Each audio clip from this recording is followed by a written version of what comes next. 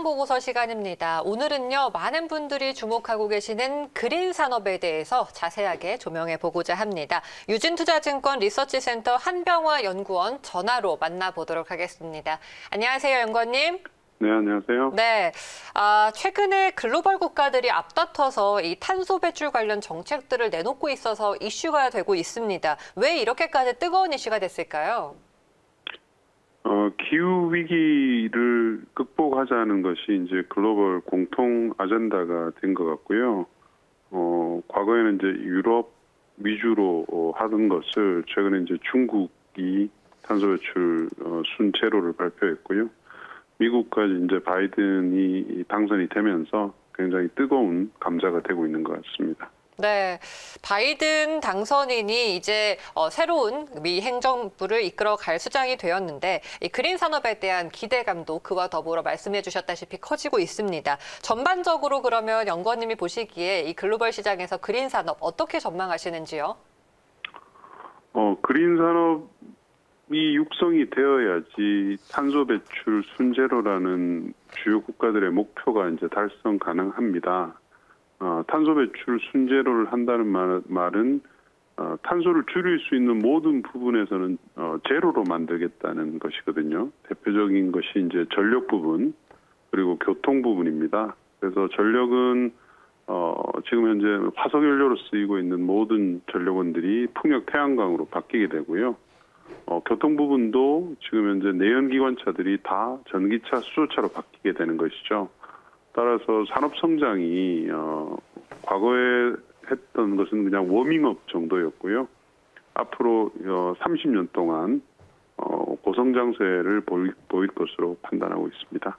네, 향후 30년을 바라보고 있는 고성장 산업이다라고 말씀해 주셨습니다. 자세하게 좀 들어가 볼게요. 산업별로 보면은 먼저 풍력과 태양광 시장이 대표적으로 꼽히고 있습니다. 가장 큰 수혜 산업이라고 보십니까?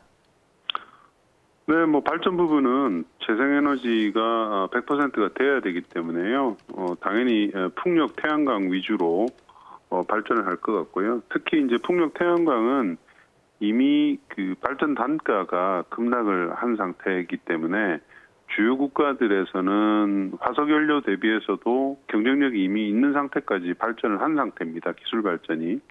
그래서 이제 앞으로 이런 것들이 탄소 배출 제로를 맞추기 위해서는 기존의 한 10에서 20% 정도의 성장률이 2배 이상 올라가야지 우리가 원하는 탄소 배출 제로를 전력 부분에서 맞출 수가 있는 것이죠.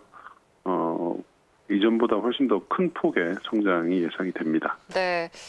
한편 또 전기차 시장도 지금 그린 산업의 테마에 묶이면서 주목을 받고 있는데요. 특히나 전기차 시장은 보조금이라는 정책적인 그런 뒷받침이 되기 때문에 더 고성장세로 갈 수 있을까요? 네, 보조금은 일단 초기 시장의 안착을 위해서 각국 정부들이 이제 하고 있는 것인데요. 그 탄소 배출 제로를 교통 부분에서 맞추겠다는 얘기는 차량들이 내구 연한이 있지 않습니까? 보통 10에서 한 길게는 한 15년 정도 되는데 2050년을 기준으로 한다면 최소한 2035년에서 2040년 사이에는 그 이후에는 내연기관차를 팔지 않아야 된다는 얘기거든요. 그래서 우리가 평균적으로 보통 2040년 정도 이후부터는 신차 기준으로 내연기관차가 하나도 없어야 된다는 얘기죠. 그 말은 전기차 또는 수소차가 100%가 돼야 된다는 얘기이기 때문에 2040년을 기점으로 해서 거의 100%까지 올라가게끔 주요 정부들이 정책들을 짜고 있고요. 그것은 보조금뿐만 아니라 강력한 이제 규제를 통해서 이제 꼭 가야 되겠다는 그런 이제 목표로 지금 진행을 하고 있는 상태입니다. 이제는 우리가 좀 전기차와 또 수소차, 미래형 자동차 산업에 대해서 이제 실용적인 단계까지도 좀 진입하고 있는 그런 단계입니다. 특히나 수소 산업 시장은 우리 수소차가 한국이 좀 글로벌 시장에서 미리 좀 선점하는 그런 움직임을 이전까지 보여왔는데요. 현재 분위기는 어떻습니까? 네, 우리 정부가 굉장히 강하게 드라이브를 걸고 있어서요. 수소 산업은 수소차도 역시 마찬가지입니다. 현대차가 전체 판매 대수의 지금 한 70, 80%를 차지하고 있고요. 그만큼 이제 기술력도 많이 올라와서 과거 이제 토요타 대비해서 조금 뒤졌었는데 토요타랑 비슷한 상태까지 지금 올라온 상태입니다. 그리고 토요타가 최근에 이제 2세대 수소차 미라이2를 발표를 하면서 토요타도 역시 연간 한 3만 대 정도 수준의 대량 생산 체제로 이제 진입을 하게 되거든요. 그래서 글로벌 전체가 현대와 토요타의 이런 경쟁 때문에 수소차 시장이 확대되는 지금 초기 국면으로 들어간다고 이렇게 볼 수 있겠습니다. 네, 알겠습니다. 우리 국내 기업들의 이러한 활약이 앞으로 좀 기대가 되고 있습니다. 국내 시장 얘기를 조금 더 해볼게요. 대한민국 그린 뉴딜 산업, 정책적으로 우리 현 정부에서도 많이 주목을 하고 있고 육성을 하고 있는 그런 분야입니다. 전망을 어떻게 보십니까? 현 정부가 출범 초기부터 에너지 전환이라는 걸 들고 나와서 이제 화두를 뗐고요. 2030년 기준으로 20%의 재생에너지 전환을 갖다 목표로 했었는데요. 최근에는 어쨌든 우리도 해외 국가들과 마찬가지로 2050년을 기준으로 해서 탄소 배출 제로로 하겠다고 일단 선언을 한 상태입니다. 거기에 맞춰서 이제 목표치들이 다 올라갈 예정이기 때문에 국내에서도 그린 산업의 활성화가 굉장히 빨리 일어날 것으로 보이는데요. 다만 이제 아직은 여러 가지 제도들 또는 어떤 인식의 전환 이런 것들이 좀 초기 국면이라서 좀 부족한 상태입니다. 그래서 이런 것들을 이제 빠르게 대응하지 않으면 지금은 해외로부터의 압력이 이제 본격적으로 들어오기 때문에 우리도 이제 빨리 갈 수밖에 없는 그런 지금 상황이라고 할 수 있겠습니다. 근데 일각에서는 재생에너지 건설에 우리 대한민국이 좀 부적합하다라는 주장도 있지 않습니까? 그거는 이제 글쎄요, 잘못된 주장이라고 할 수 있을 것 같고요. 예를 들면 우리하고 태양광의 빛이 비슷한 독일, 일본 같은 케이스만 하더라도 태양광 설치가 많이 될 때는 거의 10기가에 육박할 정도로 많이 됐었거든요. 근데 우리는 최근에 이제 좀 푸시를 해서 한 3기가 정도였고요. 그동안은 1기가도 못 미쳤었습니다.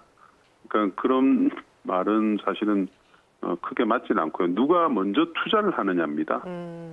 먼저 투자를 많이 해야 대량 생산 체제가 되면서 이제 발전 단가가 떨어지고 그것을 이미 해외 국가들은 다 이룬 상태죠. 우리만 지금 투자가 늦었기 때문에 못 하고 있고요. 이거는 뭐 적합하다는 수준이 아니고요. 적합하지 않아도 무조건 해야 되는 과정입니다. 이제는 필수다라는 거죠. 그렇습니다. 그러면은 재생에너지, 전기차, 수소 이제 그린 산업이 육성이 되고 있고 전 세계적으로 이제는 필수적으로 빠르게 성장을 해야 되는 그런 시기가 도래했습니다. 우리 기업 중에서 눈여겨볼 만한 기업을 꼽는다면 각각 부문별로 어떤 기업들이 있을까요? 재생에너지는 해상풍력이 재생에너지 중에서도 가장 이제 성장이 빠르고요. 뭐 우리 CS 윈드 그리고 상강 M&T 이 두 개 회사를 말씀을 드리고요. 전기차 부분에서는 유럽의 유일한 이 배터리 동박 전지박 공장을 가지고 있는 투산 솔루스 그리고 양극재에서 아주 두각을 나타내고 있는 에코프로 BM 두 종목이고요.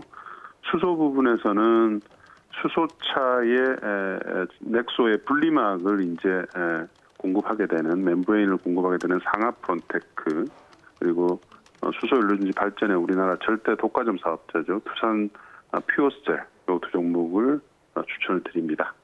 알겠습니다. 두산 퓨어셀과 상하프론테크까지 전해주셨습니다. 네, 오늘 그린 산업에 대해서 전반적으로 글로벌 현재 주소를 조명하면서 앞으로를 전망해 봤고요. 다음 이야기는 또 심도 있게 스튜디오에 모시고 기회가 되면 나눠보도록 하겠습니다. 오늘 연구원님 말씀 잘 들었습니다. 네, 감사합니다.